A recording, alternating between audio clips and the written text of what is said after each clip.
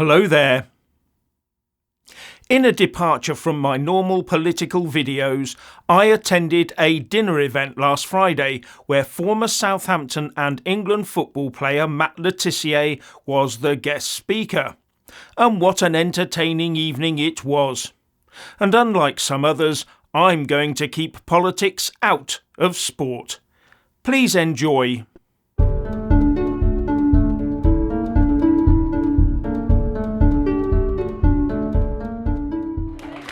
Thank you, mate.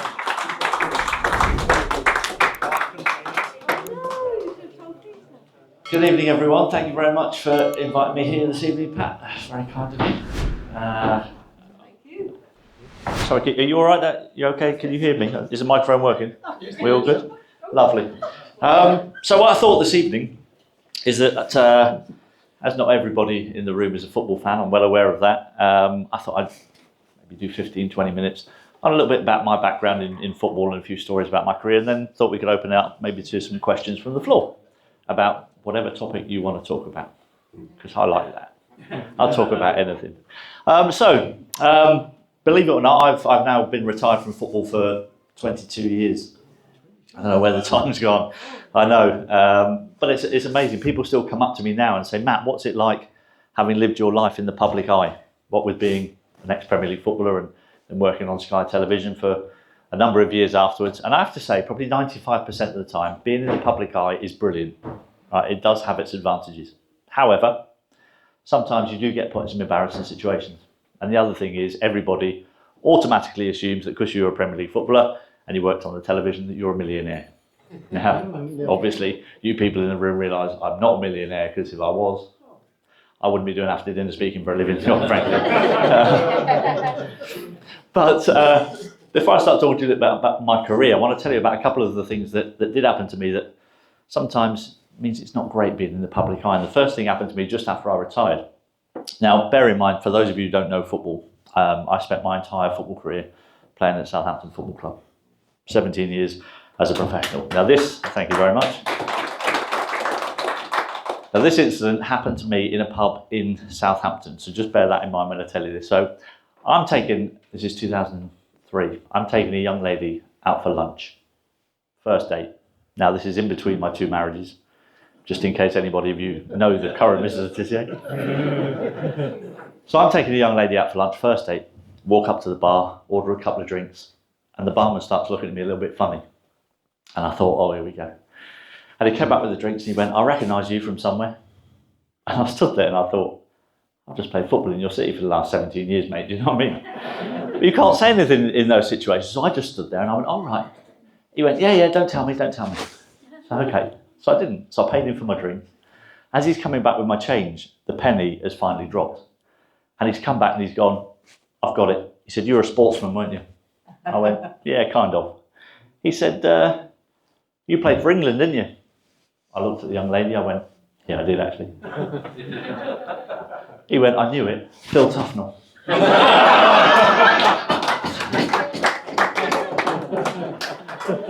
Of all the cities in this country where I never thought I'd be mistaken for someone else, it happened to be in Southampton. And then to top it all off, about 7 or 8 years ago, I don't know if you remember, but just before Christmas, about 7 or 8 years ago, the whole country got covered in snow. And we had about 18 inches of it down in Southampton, where I was living, which was unheard of. And I got snowed in my house, couldn't get the car out. So I was snowed in my house for about 2 days. And eventually the current Mrs. Le Tissier said to me, look, we're running short on bread and milk and all that stuff. Can you pop down to the local co-op? Now, the local co-op from my house was about 400 yards, right? And I thought, even I can make that. So off I went. Now, bear in mind, it was the middle of winter. We needed bread and milk and all that stuff. I just had a pair of scruffy old jeans on, big winter jumper. I wasn't looking the smartest, not that I ever do. So off I go, down to the co-op, basket full, getting all my groceries. Finally get all my stuff, go and queue up, and there's a massive queue in the co-op this particular day. Everyone's doing the same thing as me. We've all run out of stuff. Nobody can get the cars out. So I'm waiting in the queue, and in this co-op where I was living, there was 2 tills, and eventually I got to the front of the queue.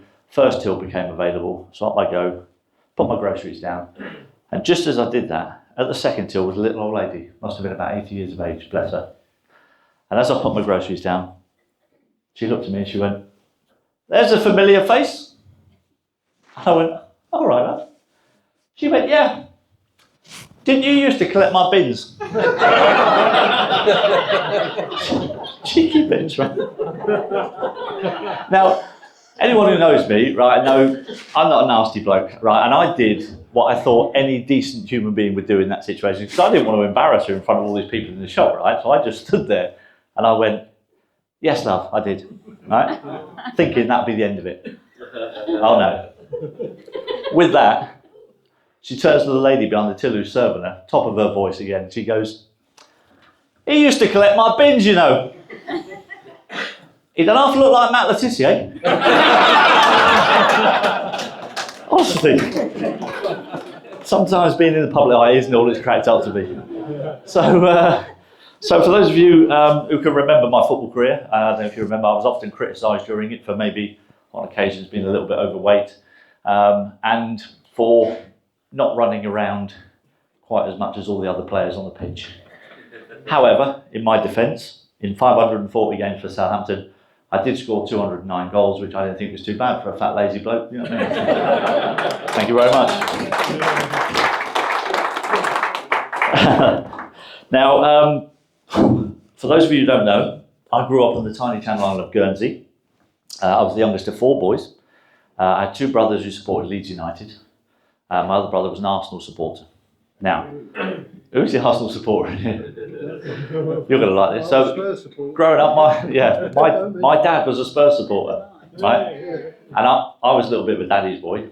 And I also grew up supporting Tottenham Hotspur, thinking that Glenn Hoddle was the greatest footballer that ever walked this planet. He was the reason why I supported Tottenham Hotspur. Now, I left Guernsey at the age of 16 to start my career at Southampton. And I'll never forget that I left, actually. I was being driven to the airport in Guernsey by my parents. And as we arrived at Guernsey Airport, parked up in the car park, I got out the back of the car, Mum and Dad got out the front. And in the car park, my dad just pulled me to one side. And I thought, oh, this is nice.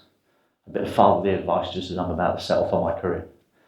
And he took me to one side and he went, listen, son. He said, you've got all the ability in the world. He said, I want you to remember one thing. He said, hard work never killed anyone.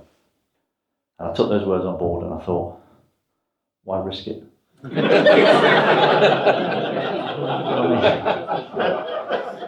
You never want to be the first, do you?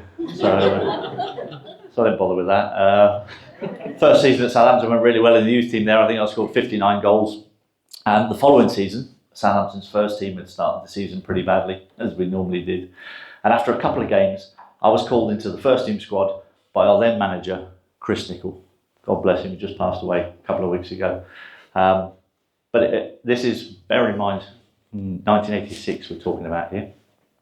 I'm called into the first team squad. In 1986, there was only one substitute in those days, not like the whole raft of players that you get sat on the bench now, just one substitute. So it was actually quite an achievement for a young lad to make onto the bench. So at 17 years of age, there I was sat on the bench, we were playing against Norwich City at Carrow Road. 15 minutes of the game to go, we're losing the game 3-2.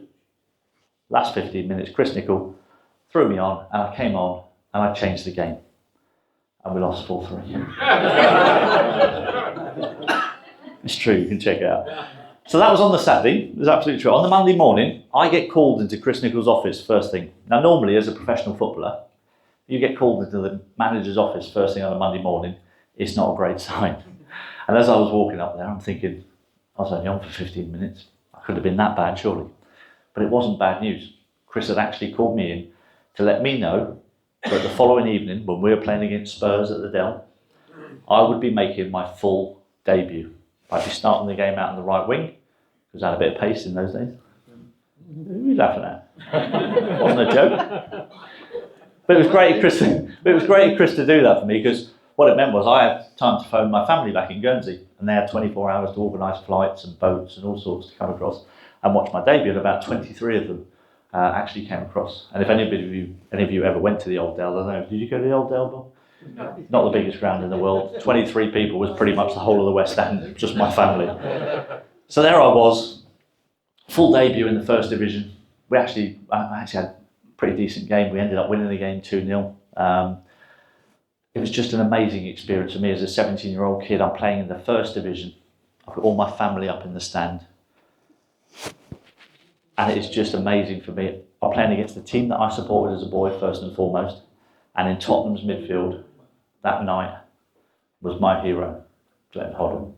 Now, Glenn later went on to manage me at Southampton and England, actually. And I'll never forget when I was growing up, my uncle once said to me, he said, whatever you do, he said, you should never, ever meet your heroes. He said, because they'll always let you down. Fucking hell, he was right. What a dickhead that bloke was. Excuse my French, ladies. Not the nicest bloke in the world. Apparently, since, I don't know if you, for the non-football fans near, Glenn had a heart attack live on air, actually on BT Sports a few years ago. And was actually brought back to life by somebody in the studio, which was amazing. And I have to say, it's probably the best thing that could have happened to him, because he's come back a much nicer bloke than he ever was before that. And I've got a lot of time for Glenn Hoddle now, and it's an amazing to see a transformation in a bloke.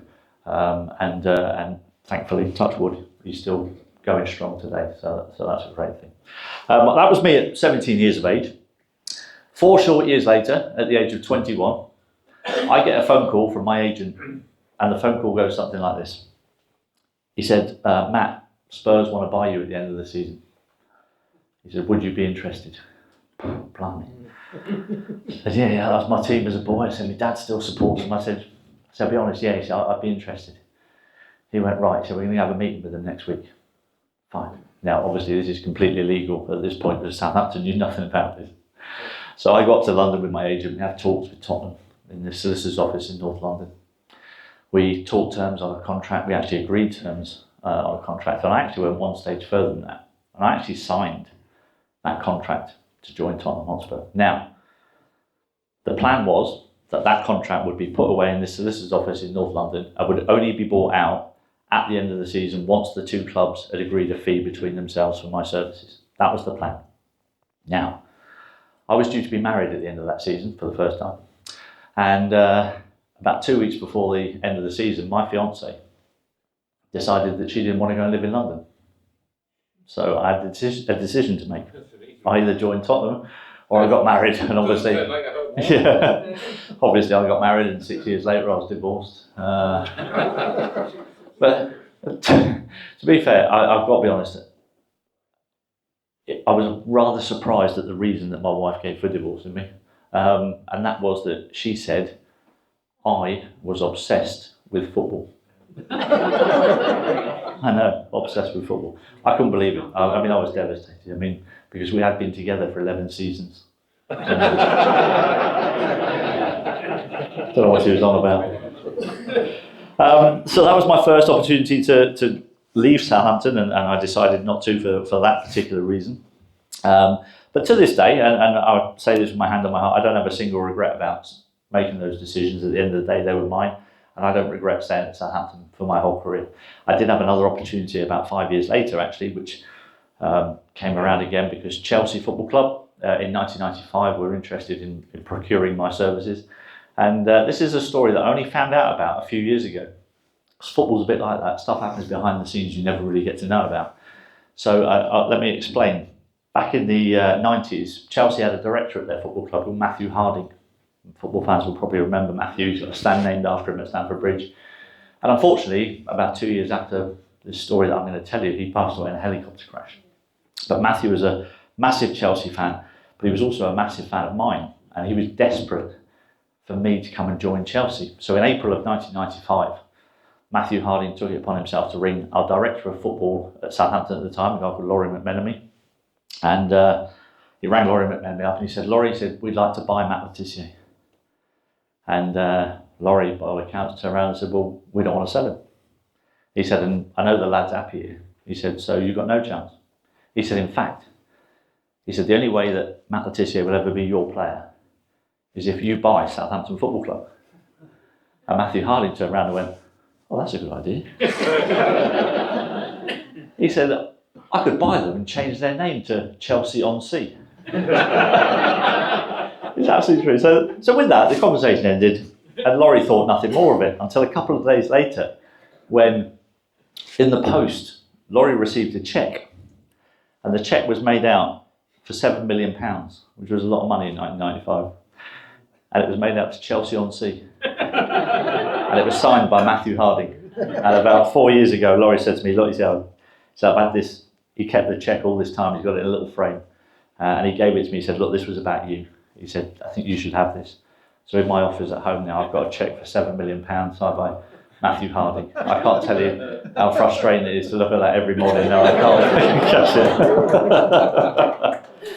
So I'll tell you one more story about my favourite manager, and then we'll take some questions. We'll open it up and see what comes of the questions. If it's shy, I'll just carry on talking anyway.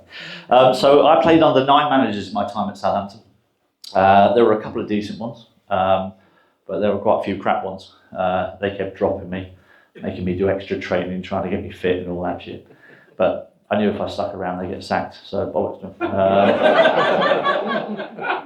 However, out of the 9, there was one that stood head and shoulders above all the other ones for me. And he's a man who's sadly missed because he's also passed away, but a long time ago, probably 16 years ago now. And that was the late, great Alan Ball, World Cup winner. Special, special man. And Bally was fantastic for me in my career. You know, the 18 months that he was my manager at Southampton were the best 18 months of my career. He built the team around me at Southampton. He basically told all the other players in the team, whenever you get the ball, try and pass it to him. It was brilliant. It was like being back at school. And I had the best time of my life in those 18 months. In those 66 games Alan was manager at Southampton, I missed 1 through injury and 1 through suspension. And in those 64 games, I scored 45 goals, which is not a bad ratio for a midfield player. And I'll be forever grateful for what Alan Ball did for me. His man management of me was brilliant. And I want to tell you one story which kind of summed up how Bally got the best out of me. We had 1 pre-season under Alan. We went to a little town in Northern Ireland called Bangor. Lovely little place by the seaside. But our club secretary had booked the trip, had obviously never been to Bangor before. Because although we were booked into a lovely hotel, the hotel was right next door to the biggest nightclub in Bangor. Now, footballers in the mid-90s on a pre-season tour with a nightclub right next door was not a great mixture. So this particular week, we played 3 matches. After the second game, Bally gave us the day off. We could do whatever we wanted, within reason. So 4 of us decided we were going to play golf. So we're waiting in reception at 11 o'clock that morning. Bally comes down and says, all right, lads, what are you doing? So I said, well, we're going to go and play golf, Gaffer. Taxi beer in about 20 minutes. He went, oh, he said, there's a little bakery just around the corner. He said, do you fancy a bit of breakfast before you go? So we thought, yeah, that'd be nice. So the 5 of us walked around to this bakery. Now, as we arrive at the bakery, Bally notices that the pub across the road from the bakery has just opened. And he looked back at us and he went, never mind breakfast. He said, fancy a drink? Well, it would have been rude to say no. He was the manager after all. So the 5 of us went for a drink. Now, needless to say, we never played golf that day. And at 6:30 that evening, the 5 of us came out the pub. 4 of us walking not too bad because we were finely tuned athletes who could take our alcohol. Yeah. And me. So, now, and Bally, bless him, he was only little. He didn't take his drink that well. He's pissed as a fart. Right? So we walked back to our hotel. The 4 of us go into the reception. We turn right. We go into the restaurant to meet all the rest of the team for our evening meal.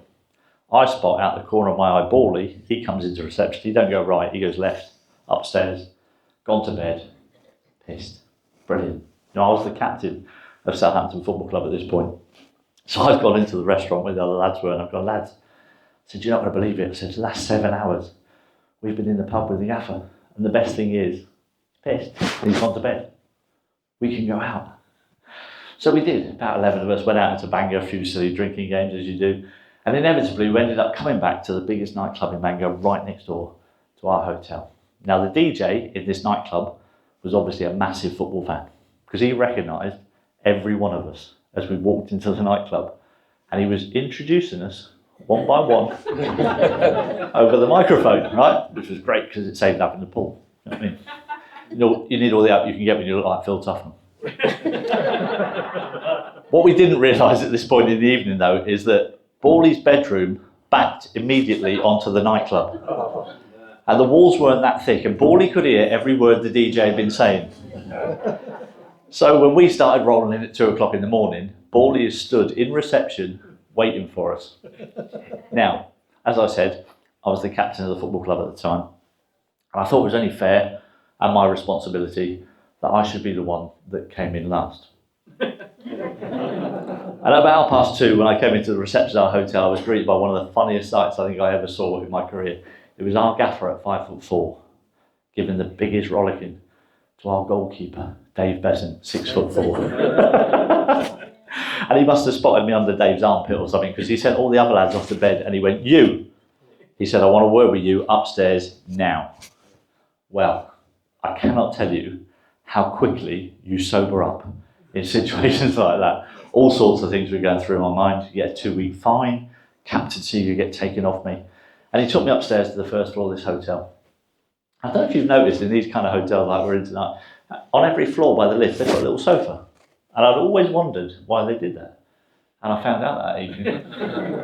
He went, "Sit there." So I sat on this little sofa right by the lift. He come and sit next to me. He went, "I've just had to give a massive rollicking to Dave Besant, to Ian Dowie, to Jim McGill." He said, "They're my senior professionals in the team." He said, "And they're setting a bad example to the young kids. And you," he said, "you're the captain." He said, "But the way you're playing," he said, "you can do whatever you want and get yourself to bed." God bless you, Paulie. And he wasn't wrong, because I got 30 goals that season, so I thought it was a great piece of man management, quite frankly. So that's enough about me and my early days at Southampton. What a nice bloke. This was followed by a question and answer session, which I'll edit and publish in a few days' time. Thank you so much for watching, and don't forget to like, subscribe and comment below.